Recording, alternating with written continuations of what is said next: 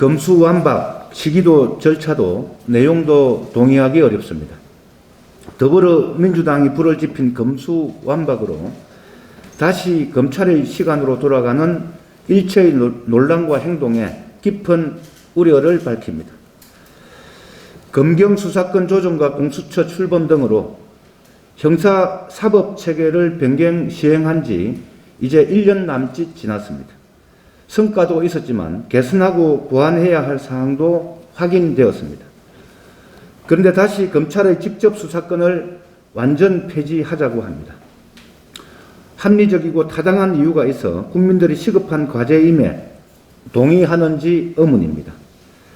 시민의 권리와 직접적으로 관계된 형사제도의 변경은 범죄 피해로부터 시민의 권익을 지키는 동시에 시민의 인권을 침해하지 않는 균형을 도모하는 만큼 충분한 협의와 합의가 필요합니다.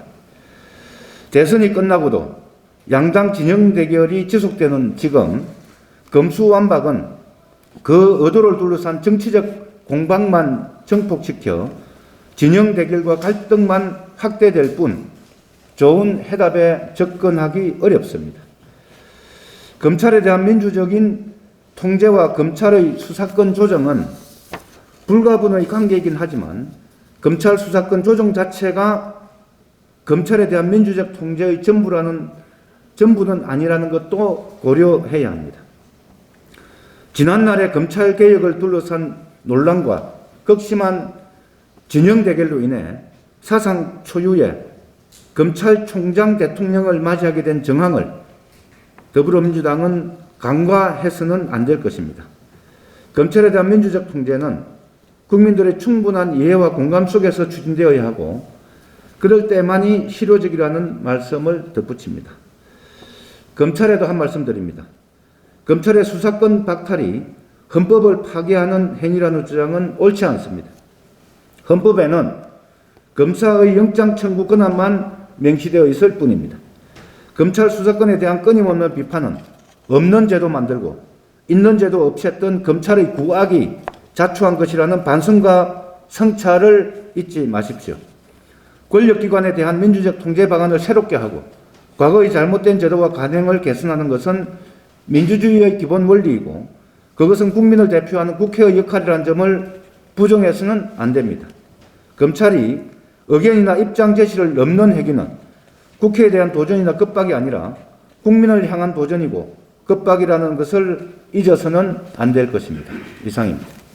지난 3월 뇌출혈로 쓰러진 아버지를 간병살인한 것으로 알려진 A씨의 징역 4년형이 확정되었습니다. 최근에는 제주도에서 치매를 앓고 있는 노모를 간병살인한 사건이 발생하기도 했습니다. 그러나 이는 단순히 간병에 한정된 사건이 아닙니다. 우리 사회 전반에 팽배한 각자도생, 돌봄의 부재가 매우 비극적이고 극명하게 나타난 사건들입니다. 코로나 이후 돌봄이 사회적 의지를 부상했지만 여전히 우리 사회 곳곳에서는 소외되고 외면된 죽음들이 계속 발생하고 있습니다. 돌봄은 곧 청년들의 눈앞에 닥친 문제이기도 합니다. 세계 최고의 저출생률을 보유한 한국에서 형제들과 함께 부담을 나눠질 수도 없는 외동 청년들에게는 당장 10년, 아니 5년 앞에 닥친 문제입니다. 특히나 각종 의료기관이 현저히 적은 비수도권 청년들에게 이는 정말로 혼자 짊어지기 어려운 짐일 것입니다. 돌봄은 또한 청년들 스스로에게 가장 필요한 이야기이기도 합니다. 우울증, 양극성장애, 조현병처럼 20대에 가장 발병률이 높은 정신장애를 가진 청년들은 더더욱 사회의 도움과 지원이 절실합니다.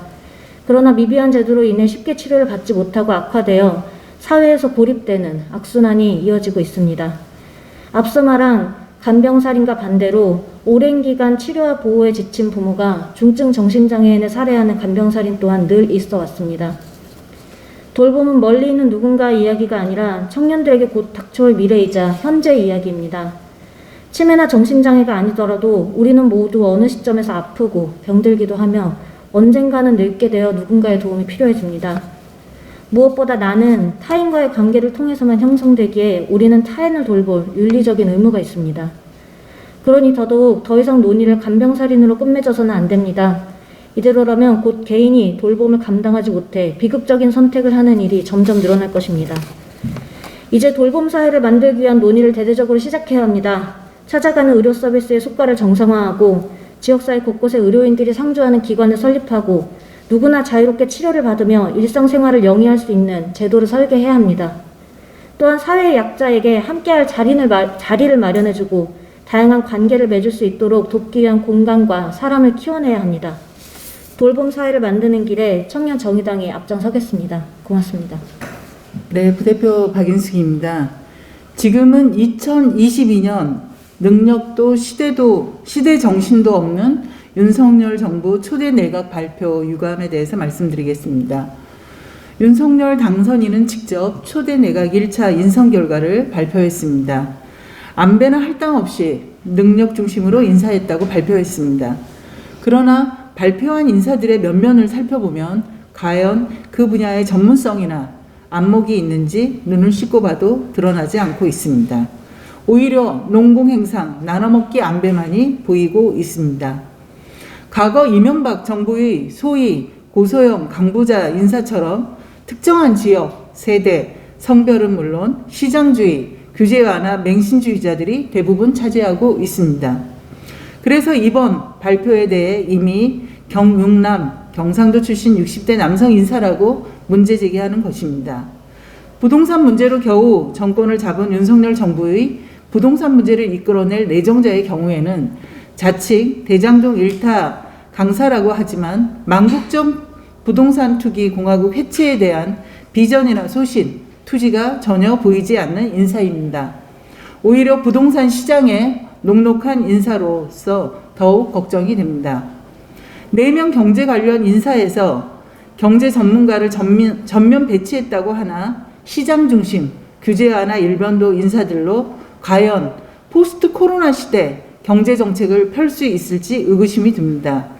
자칫 재벌과 부자들만 편들어주는 편향된 경제 정책으로 노동자, 소상공인 자영업자, 서민들만 고통스러운 경제 위기를 감당해야 할지 걱정스럽습니다. 특히 경제 분야도 아닌 여성가족부 장관 인사가 경제학자를 앉혀놓고 현재 최대의 관심사 중의 하나인 성평등 추진 체계를 여성의 눈으로 경험과 요구를 담지할지 우려스럽습니다. 식물 여성가족부 만들어 여성가족부 폐지, 거수기로 만들 공산인지 묻지 않을 수 없습니다. 2015년 캐나다 트루도 총리는 내각 구성에서 남녀동수 내각을 구성하고 다양한 소수자를 참여했습니다. 당시 기자들이 취지를 묻자 시대가 2015년이니까 라고 답한 바 있습니다. 현재 2015년보다 더 진보한 2022년입니다.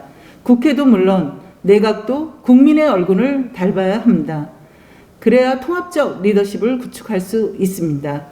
여성이 지워지고 다양한 얼굴이 지워진 윤석열 정부의 경육남 인사, 여성 지우기 인사에 대해 시대 역행적인 인사에 대한 강한 유감을 표명하며 정의당은 철저하게 청문회를 통해서 검증하겠습니다.